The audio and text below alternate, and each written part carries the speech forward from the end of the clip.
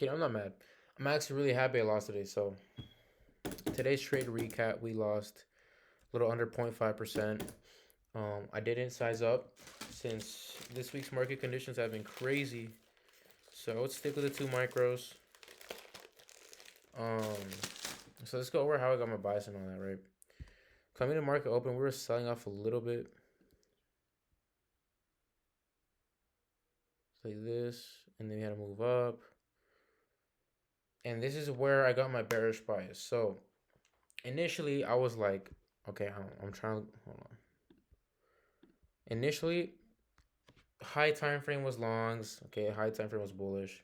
But what made me convince my bias, my bearish bias, was this SMT at these highs. Okay, Nasdaq took it out. ES didn't. Um, and we also tap into this high time frame imbalance. And then I see this fair value gap we get ran through right here, as you can see, and then I see a change in the state. We get those confluences. The price comes up into it, closes bearish. I was in there. Okay, puts house above the fair value gap. Overall, me following the model was right, but I just sold and reading price action, right? You can take every single forever model you see on here. It's not going to win every single time because you need a bias, right? And that's where I sold today. So as you can see, I marked out this. You didn't see this. Let me go over to what that means. So I'll put y'all on game. Whenever you see, okay, this is hourly, but I'm just like shrink it to the 15-minute one, cause yeah. So when you see two fair value gaps, this one and this one, both were initially untapped. Okay. When you see two fair value gaps, okay, right here and right here, price is gonna move into either one of these or both of them. Okay. Today we moved into just the first one. Now, when price does this, moves up, then I go short, targeting the strong liquidity. Price isn't, if we're really like bullish, right? Price isn't just gonna tap into this, come back up, just to come back down and tap into this one. Okay? That's not how it's gonna work. And then keep moving forward. No. Price is gonna tap into it. Okay, price is gonna move forward. And if we're really bearish, we're gonna come, take this out, and we're gonna keep moving lower. We're not gonna go boom, boom, and then higher. That's no. We go boom, move higher until we just get that basic structure and we just get the order flow shift, and we're gonna go bearish. I mean, we run through it if anything. So that's one thing I learned. When I see price tap into this and I see bullish reactions out of it, I shouldn't be thinking that we're gonna come back down and go for this as well, right? Or anywhere near the drawing liquidity, right? That was my mistake number one, and a lesson I'm gonna learn. I'm gonna apply. Mistake number two was it was two things I was thinking about.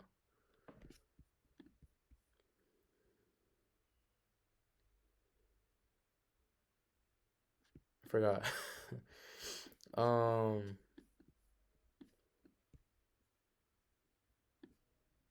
I'm not sure. I forgot. I forgot what was the second thing I was gonna say. But this is pretty much, the big thing, right? When you see the fair value gaps, we're gonna come down, tap into this one. We're gonna move our, and we're not gonna go all the way back down just to keep moving higher. To for this one, it's just gonna go here, move higher. Okay, that's it.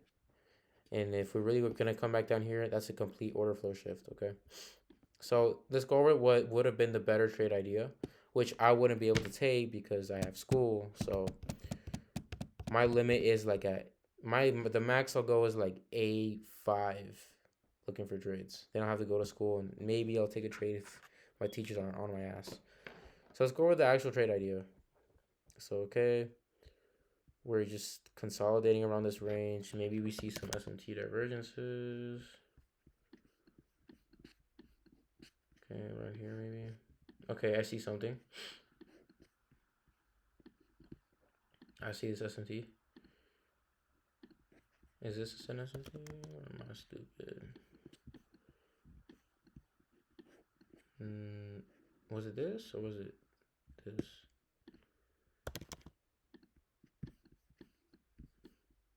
No, yeah. Okay, so bearish SMT right here on ES. I don't see any for valley gaps.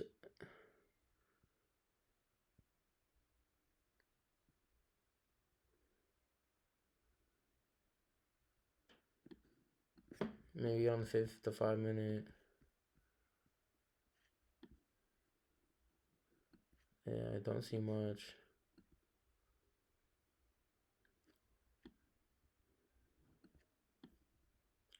Okay, let's apply the 5 minute retrace thing then.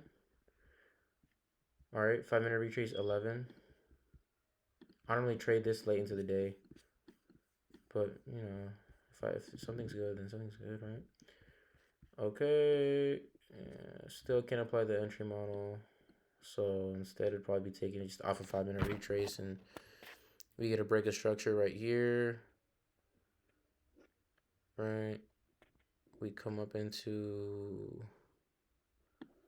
there's like nothing. All I can see right here, right, is a change in the state. Delivery. Price comes up into equilibrium. We chop around equilibrium. And then probably enter around here once we break past the change in the state. Okay, because we pull back into it. And once we break past change in the state, that's when it's like, I know I can enter, you know, short position. That's when this would have been the best trade idea. Put stop like at the high, above equilibrium, above the change in the state. And then I would be targeting like, I would be then targeting this drawn liquidity. This is where it would make sense. Or the start of this imbalance. I don't like to target either the end, or it's either start or the middle, right? That's the smartest way to go about it. But since it's a drawn liquidity, we get a complete market structure, so we can even go for that. So for 1 to 5, that would have been the trade idea for today. Even though we don't get any fair value gaps ran through, we get, instead of an intra fair value gap, we get another confluence, which is equilibrium. Okay, but I prefer an intra fair value gap. But basically, that's what I could have done better. Just don't take it when you see one fair value gap hit and price moves higher. Don't look for shorts thinking that we're gonna come all the way back down for this. Not until we take out. Oh, that's the second thing. Okay, not until we take out an actual drawn liquidity to move lower. So look, I'm gonna become stricter with the way I enter, right? Oh, along with this trade idea, we took out this high, like 4-hour high. This is a 4-hour high. Like, I'll scroll all the way down for you. See, this is a powerful drawn liquidity. I had initially marked it out too. I was looking for either this or this low to get swept. Neither of them got swept. So I literally got my bias, my bullish bias, off of this equilibrium, and I didn't even take a long at the end of the day. So, yeah, so I was lost in the sauce today, bro. Honestly, equilibrium would have worked, to be honest, but I'm still not gonna like. Even though it would have worked, we come into it. It honestly would have worked, man. Because I was looking for longs here on ES, and then this is the only thing that stopped me from looking for longs was the bearish SMT at the highs. And I was gonna aim for this drawn liquidity. I was gonna go like, okay, we come back and change in the state. Like I see the change in state, and then we first start selling off, and that's when the SMT formed, and I just stopped looking at longs. But looking back at it, we get the change in state, we run through this fair value gap, price retraces into change in state, and once we break past the change in the state, like up here, I'd probably wait for some sort of retrace because it's a little high into the move. Like we go into this fair value gap right here. I would long it, boom, for the high. Dookie R, but I don't know, like not even 0.1. Honestly, even yeah, look, it would have been a bad trade if I had taken it off of equilibrium instead of an actual liquidity sweep, plus this, imbalance getting filled. Okay, so that's the second thing. I'm gonna be more strict. I'm not gonna mess around with these equilibrium sort of like. I thought I could use the that higher time frame equilibrium play instead of an actual liquidity sweep. Instead, if I did, let's say I didn't go to school, the play would have been to either wait for one of these two key levels to get hit and see how price would react off of it. Okay, I had to have been patient and wait for one of these two key levels to get hit. If neither of them get hit, what can I do? Right? This one got hit first. Okay, shorts, boom. Patience, bro. I really low key. I wouldn't say I forced a trade, but no, yeah. Honestly, everything like I waited for the model to present itself to me. Where I sold was as soon as I entered the trade, I zoomed out, got on the 15 minute just to see how things are, and then I saw these fair value gaps, and I was like, "Holy crap! Why did I go short, bro? We already came into this one. We're not gonna come up just to calm back down to this one, and then go for the high. Like no." So that's where I messed up. I knew price was gonna. We already came into this one. We're just gonna keep moving higher. That little sell off was just a retracement to move higher, and that's my fault. I low key FOMO there, but more knowledge, bro. Like, what can I say? Like, I'm gonna be even better the next time I trade, and when I see things, I'm gonna see things I didn't once see before, right? Every L I've been taking, I've just been getting better at trading. I've been taking repetitive L's. This is the first time I take an L because of this fair value gap play.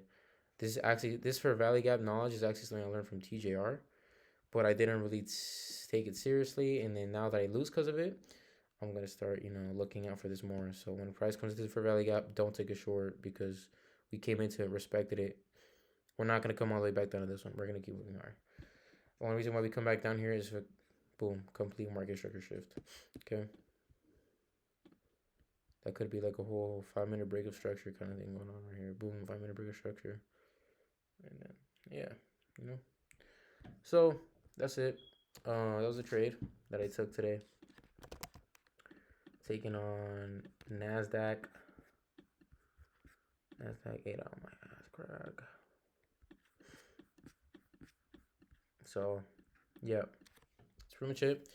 I learned something new. We're gonna do better, and yeah, peace.